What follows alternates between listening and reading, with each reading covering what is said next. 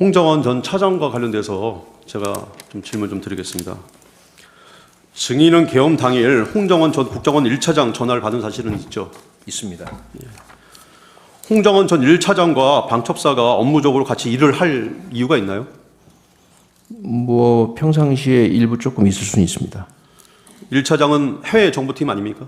네? 해외 담당 아닙니까? 뭐 구체적으로 말씀드리긴 그렇지만 홍장원 씨는 전혀 모르는 사람이 아닙니다. 예, 알겠습니다. 홍정원은 이렇게 증언을 했습니다. 12월 3일 23시 06분에 증인에게 전화를 하였는데 증인이 홍정원에게 국회는 경찰과 협조해서 봉쇄하고 있습니다. 선배님 이걸 도와주세요. 저희 체포자가 나가 있는데 소재 파악이 안 돼요. 명단을 불러드릴게요. 이렇게 말한 적이 있습니까? 지금 그 변호사님께서 여쭤보시니까 제가 좀 답변을 좀 드리겠습니다. 예. 기본적으로 홍장원 씨와 제가 통화한 그 상황이 아까 말씀드린 것처럼 엘리베이터 타고 왔다 갔다 하면서 통화를 했기 때문에 사실 저는 정확한 기억이 없습니다.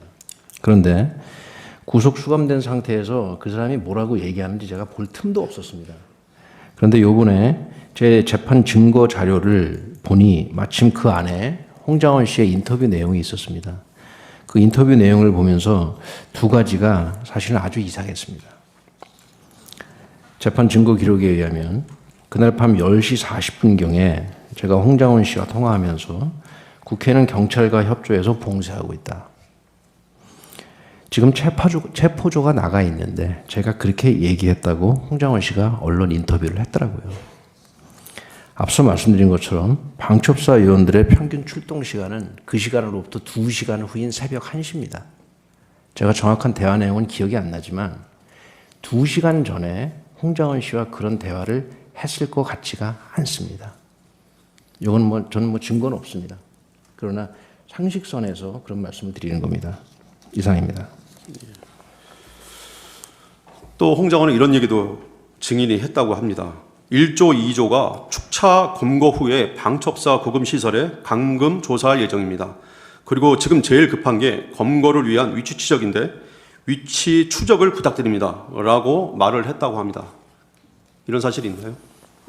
지금 그 말씀 처음 듣는 말씀인데 1조 2조가 무슨 말씀입니까? 홍정원이 그렇게 얘기를 했습니다. 방첩사령관님이 홍정원한테 그렇게 얘기를 했답니다. 그러니까 재판장님 이 부분도 저는 지금 방금 얘기를 들으니까 그런 생각이 듭니다. 10시 40분, 50분 그때 통화해서 1조, 2조라는 말을 했을 것 같지도 않고 무슨 말인지도 모르겠습니다. 예, 이거 49번을 먼저 질문하겠습니다. 이거 좀 켜주십시오. 49번이 뭘 말씀하시는 거예요? 아닙니다. 예, 질문사항. 을 제126호 중에 4 홍정원의 메모를 제시하겠습니다.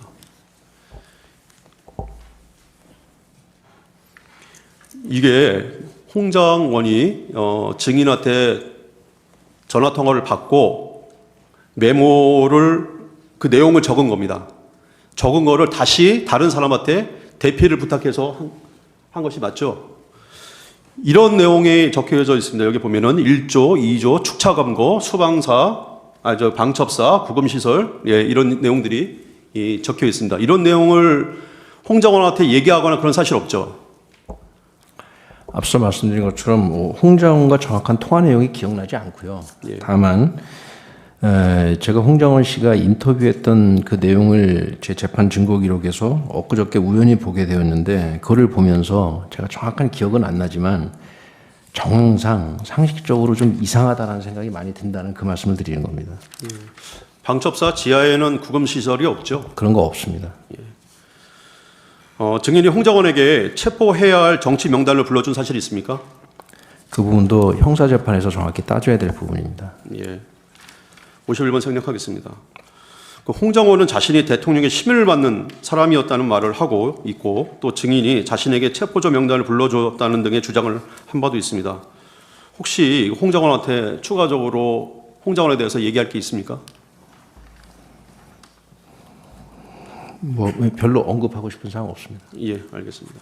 이상입니다. 재판장님이 확인하고자 싶은 거는 그때 이제 검찰에서 진술하신 게 있어요. 그게 이제 그 김용현 장관의 뭐 내란 사건하고 뭐 직무유기 뭐 이런 사건과 관련해서 진술을 2번 하셨고, 그다음에 조지호 김봉식 사람의 이제 그 형사 사건과 관련해서 증인이 피고인이 아니고 피의자가 아니고 참고인으로 진술을 한 게 있어요. 그게 2번이 있습니다.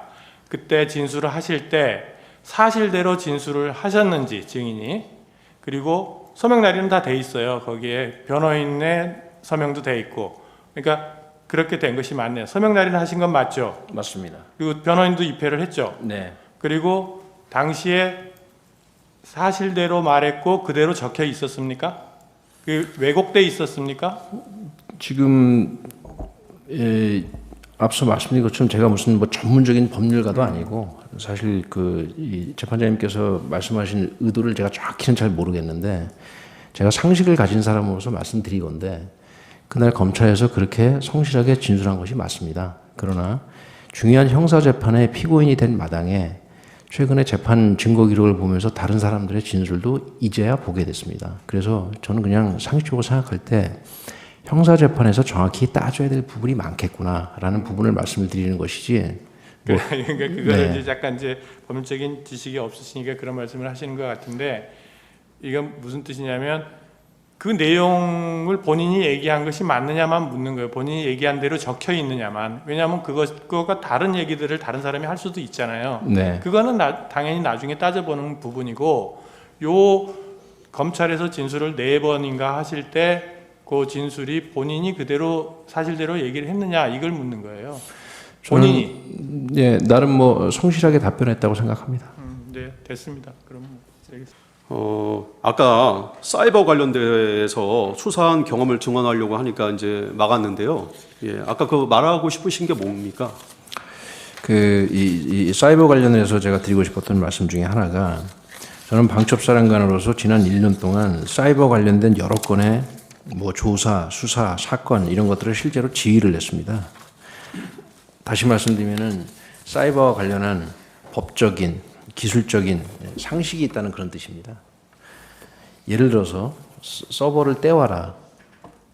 서버가 뭐 요만한 PC 뭐 한두 개 크기입니까? 서버는 기본적으로 큰 방 서너 개에 가득 차 있다는 것을 저는 당연히 알고 있습니다. 근데 서버를 떼와라. 그건 말도 안 되는 소리죠. 다만 그렇게 진술한 저희 정 장군의 말을 뭐 저는 정면으로 반박하고 싶지 않고, 여러 가지 그런 상황에서 그 사람은 되게 신중하고 현명한 사람입니다. 그래서 여러 가지 상황에서 서로 미스커뮤니케이션이 있었을 거라고 생각하고, 그래서 그런 것은 형사재판에서 좀 따져보기를 바라는 마음에 그런 말씀을 드리는 것입니다. 뭐 서버를 카피해라, 이것도 마찬가지입니다. 제가 법률적이고 기술적인 상식이 있는 사람입니다. 뭐 그 점을 말씀드리고 싶었습니다. 그럼 전에 대통령님과 총 몇 번 만나셨습니까? 대통령님을 제가 뵌 거에 대해서 이 세간에 좀 잘못 알고 계신 부분을 좀 분명히 정정을 하고 싶습니다. 제가 대통령님을 뵐 때 무슨 뭐 편안하게 앉아서 뭐 차를 마시고 식사를 하고 뭐 그렇게 흔히 알 수도 있는데, 저는 삼성 장군이고 국군 방첩사령관이고 대통령님은 국군 통수권자십니다. 편한 사이가 아닙니다. 굉장히 부담스럽고 어려운 자리입니다. 그런 자리에서 군과 관련된 간첩 사건들, 간첩 혐의가 있는 사건들, 북한, 중국 관련된 여러 가지 군과 관련된 일이 있어서 그런 것들을 대통령님께 보고드리는 자리가 제 주 일이지, 제가 어떻게 감히 국군 통수권자를 뭐 그렇게 편하게 대했다, 그건 완전히 잘못 알고 계신 겁니다. 그런 자리에서, 그런 공식적인 자리에서 대통령께서 하시는 말씀을 간간히 들은 것뿐입니다. 이 상황을 좀 정확히 이해해 주시기를 제가 간곡히 말씀드립니다. 제가 몇 가지 여쭙겠습니다.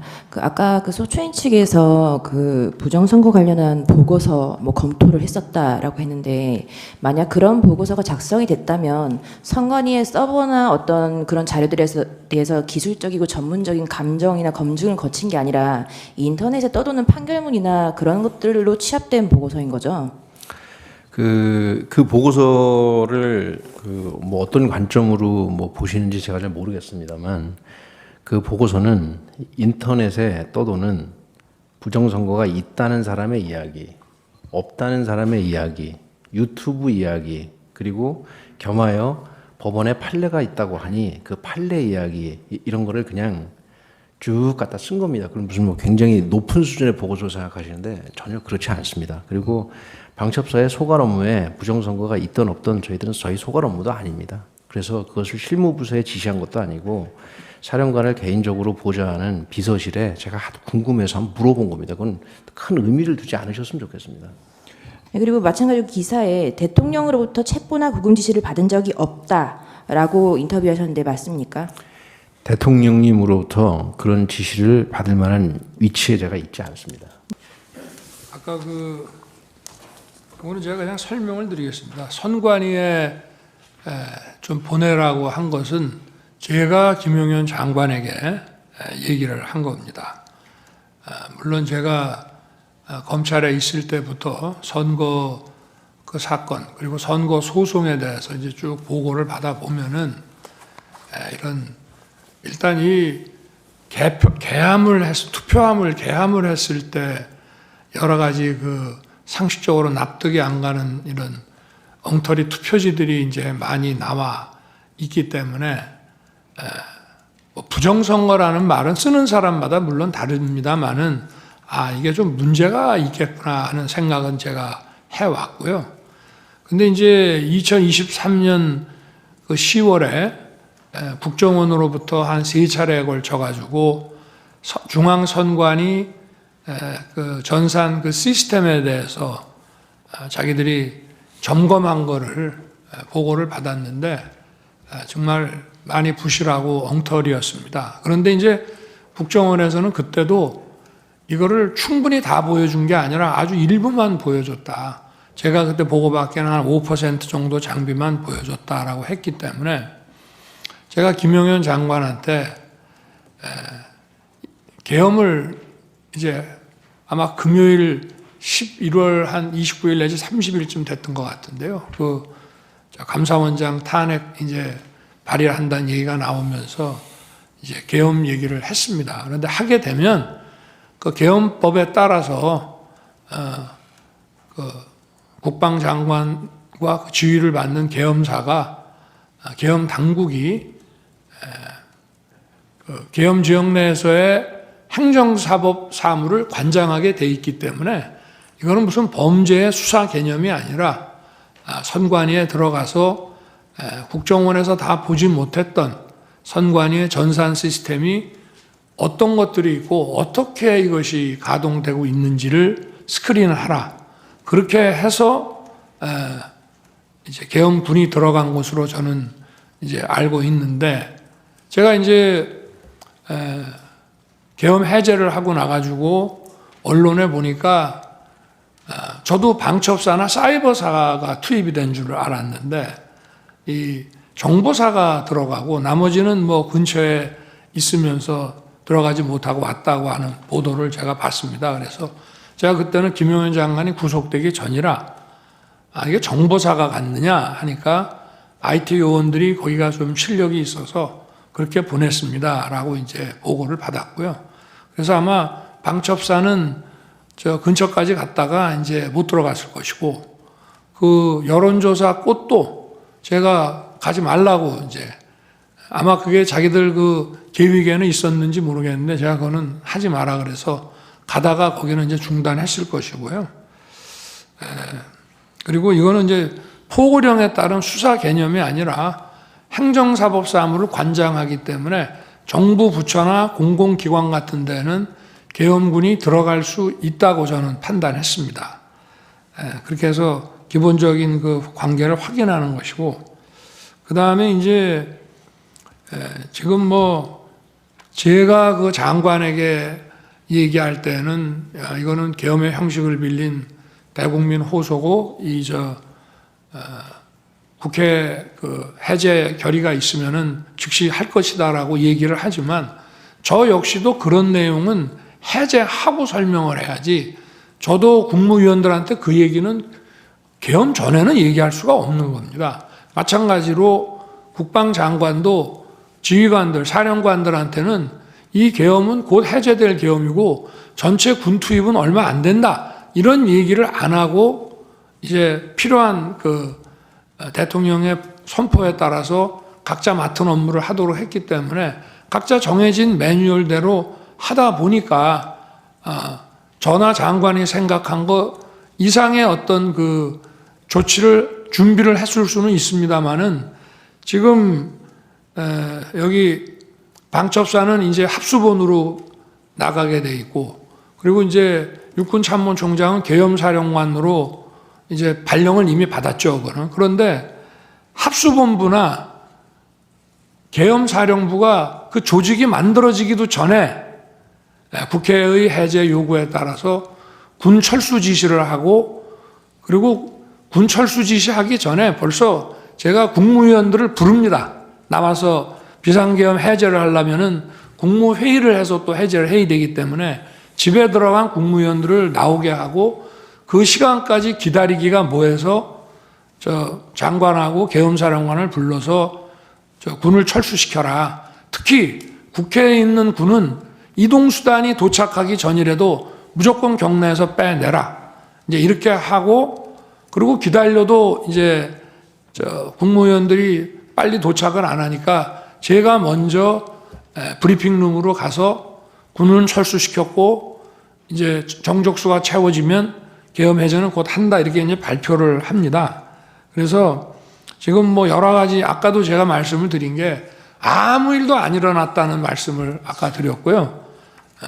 이번에도 역시 지금 뭐 방첩사도 많은 사람들이 조사를 받았습니다만은 방첩사 본연의 일이 아니고 방첩사가 합수본으로 이제 역할을 맡게 돼서 하는 업무인데 합수본 자체가 지금 저 방첩사령관이 합수본부장으로 장관에 의해서 임명만 받았지 합수본 자체의 구성이 하나도 안 돼 있었습니다. 그 상태에서 해제가 됐고 아무 일도 안 일어났다는 말씀을 드리고 계엄사 역시 마찬가지고요.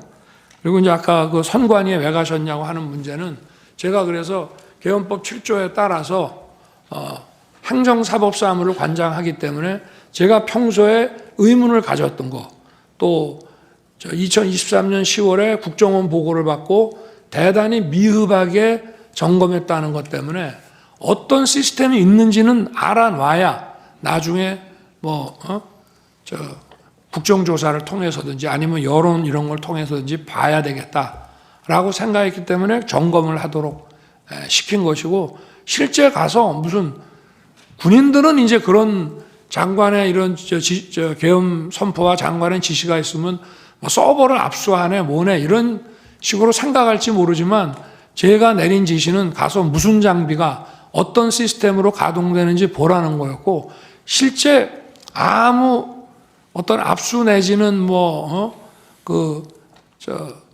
서버 압수라는 그 하드웨어뿐만이 아니라 그 안에 있는 어떤 소프트웨어나 이런 컨텐츠도 압수한 게 전혀 없는 것으로 저는 보고를 받았습니다. 그만큼 계엄은 신속하게 해제됐기 때문에 아무 일도 안 일어났다는 말씀을 드리고 싶습니다. 이상. 말씀 잘 들었습니다. 네.